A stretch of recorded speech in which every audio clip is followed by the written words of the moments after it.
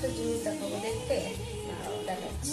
তোমরা তো কালকে দেখেছো এই পাখিটা কালকে তোমার দাদাভাই মেরেছিল, ও কেটে রেখে দিয়েছিল বা ফ্রিজে রেখেছিলাম। আজকে এটাকে ফ্রাই করবো, তার জন্য আদা রসুন বাটা, পেঁয়াজ, টমেটো কুচি, কাঁচা লঙ্কা আর এখানে শুকনো লঙ্কা বেটে নিয়েছি আর তোমার ধনে বেটে নিয়েছি।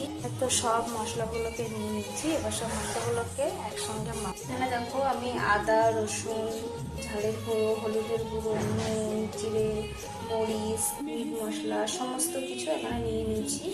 এবার সাথে একটু লেবুর রস দেবো, লেবুর রস দিয়েছি। এবার এটাতে সর্ষের তেল দিয়ে এটাকে ভালো করে আমি মেখে নেব। এই যে ভালো করে মেখে নিচ্ছি।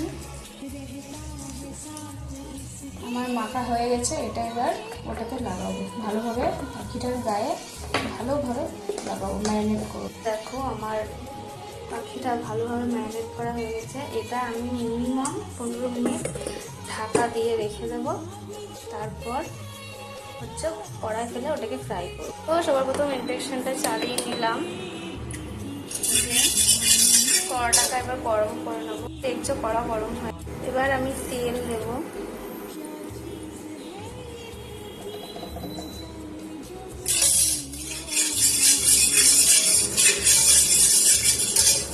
দিয়ে আমি ম্যারিনেট করেছি আর কিছুটা রেখেছি।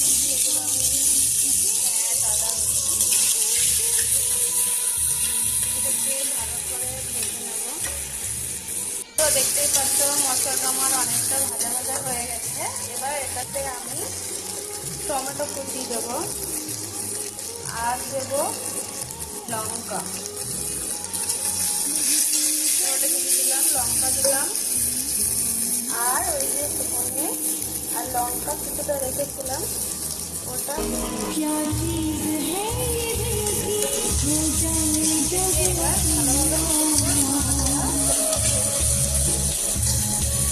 মশলাটা আমার প্রায় কষানো হয়ে গেছে। এবার একটু জল দিয়ে দেবো,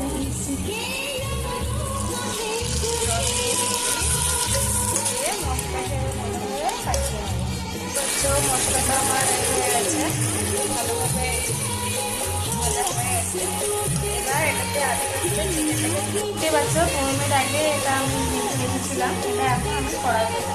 এই দেখো পাখিটাকে এবার এটা আস্তে আস্তে ফ্রাই করবো। এবার তেল বেরোচ্ছে, দেখছো পাখিটার না অনেক ক্লিন হয়েছিল। আমি পাখিটা রেডি করে মাংসটা রান্না হয়ে গেলে একবারে তোমাদেরকে দেখাবো। দেখো কি সুন্দর ফ্রাই হচ্ছে, বুঝছো সুন্দর ফ্রাই হয়েছে। এটাকে এখনো মিনিমাম 10-15 মিনিট ধরে এটাকে ফ্রাই করতে হবে। আমার মাংস রান্না করা রেডি। কেমন লাগছে বলো। এটার উপরে এবার পেঁয়াজ কেটে দেবো, কাঁচা লঙ্কা কুচি ছড়িয়ে দেবো, হয়ে যাবে রান্না রেডি। এবার অপেক্ষা খাওয়ার। সারাদিন খেয়ে বললে আপনি রান্না কনফিটা এই রেসিপিটা আপনার ট্রাই করলাম, রান্না আছে। তো আজকের মতো টাটা।